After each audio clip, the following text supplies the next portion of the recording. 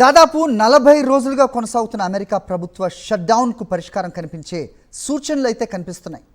ఆదివారం రాత్రి సెనెట్లో కీలక నిర్ణయం ఒకటి వెలువడింది. డెమోక్రాట్స్లో 8 మంది రిపబ్లికన్స్కు మద్దతుగా నిలవడంతో 60-40 ఓట్ల తేడాతో బిల్లుకు తొలి అడ్డంకి తొలగింది. అయితే ఇది డెమోక్రటిక్ పార్టీలో తీవ్ర అంతర్గత విభేదాలకు దారితీసింది.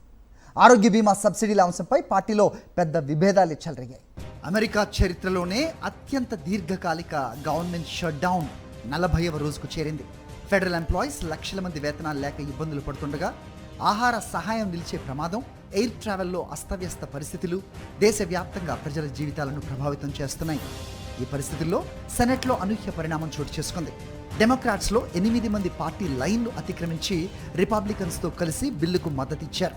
ఈ బిల్లుతో అమెరికా ఫెడరల్ ఏజెన్సీలకు జనవరి వరకు నిధులు విడుదల అయ్యే అవకాశం ఏర్పడింది.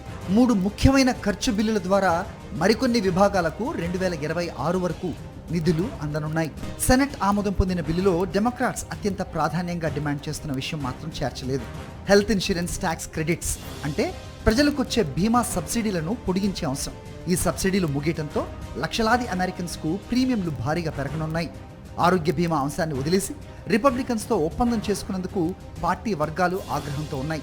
దీనిని పాలసీ పొలిటికల్ డిజాస్టర్ అని సెనేటర్ బెర్నీ శాండర్స్ విమర్శించారు.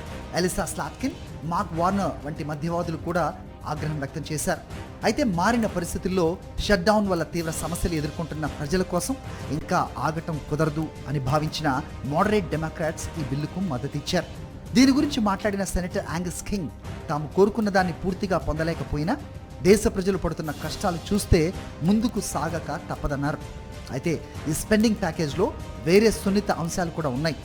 అధ్యక్షుడు ట్రంప్ ఈ సంవత్సరం ప్రతిపాదించిన బడ్జెట్లో అనేక దారుణమైన ఖర్చు కోతలు, ప్రత్యేకంగా ఫుడ్ ఫర్ పీస్ వంటి కార్యక్రమాలకు నిధులు తగ్గించాలని భావించిన సెనెట్ ప్యాకేజ్ $1.2 బిలియన్ కేటాయించింది. అలాగే ప్రభుత్వ ఖర్చులను పరిశీలించే ప్రభుత్వ అకౌంటబిలిటీ ఆఫీస్ GAO నిధులు కోత పెట్టాలని హౌస్ రిపబ్లికన్స్ చేసిన ప్రయత్నాన్ని కూడా సెనెట్ నిలిపివేసింది.